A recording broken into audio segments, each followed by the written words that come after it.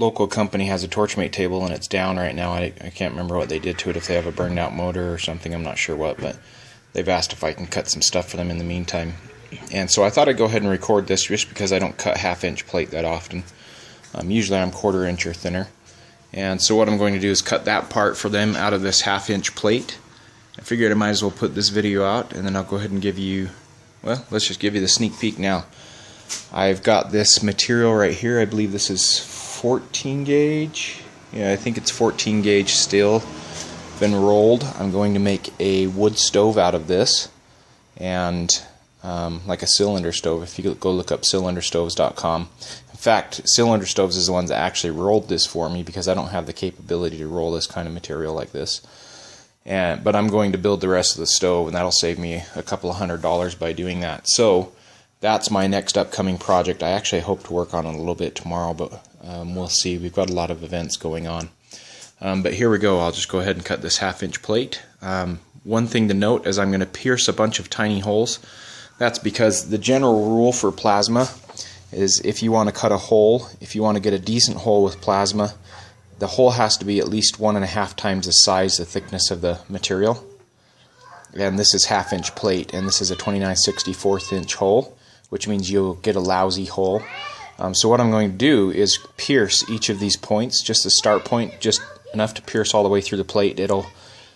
One, it helps for drilling because you pierce all the way through the plate, but two, it marks every hole exactly, so I don't have to go and find them later. And those will be just drilled manually. I'm not going to actually drill them. The company that is having me do this is going to drill them, because I don't have a 29/64 bit, and I don't want to go purchase one for this job, which, you know, I don't have a need for that bit other than this. So here we go.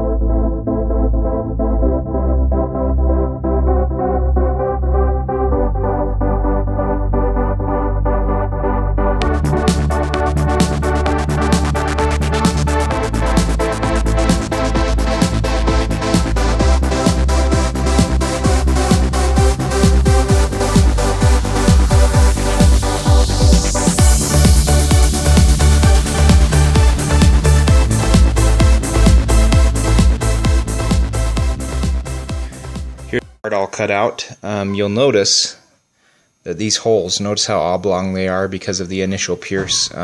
When plasma is piercing, the metal has to evacuate somewhere, and until it pierces through, it's coming right back out, and so that's why you get these holes like this.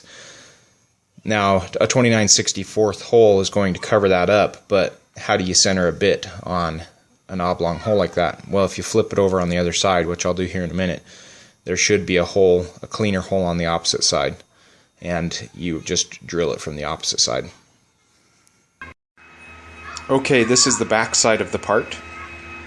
One thing I wanted to show you is, notice how much nicer the holes come out right here compared to what they look like on the other side. And that's why you end up drilling from this side, because when the pierce comes through, you get a much nicer hole. Your bit will center on that much nicer. And then I just wanted to show you, I did get some dross because I filled my water table up, and it doesn't give it an opportunity for all the dross to fall off, but that's okay. But just look how nice of an edge that is, if I can get this camera to focus on it. It has a really nice edge, really straight. I'm happy with that, so I'll just have to knock the dross off of this, and then I'll turn the part over to the company that wanted it. They'll drill out these holes and should be installed on wherever it's going. And yes, the holes right here are missing. That's according to plan.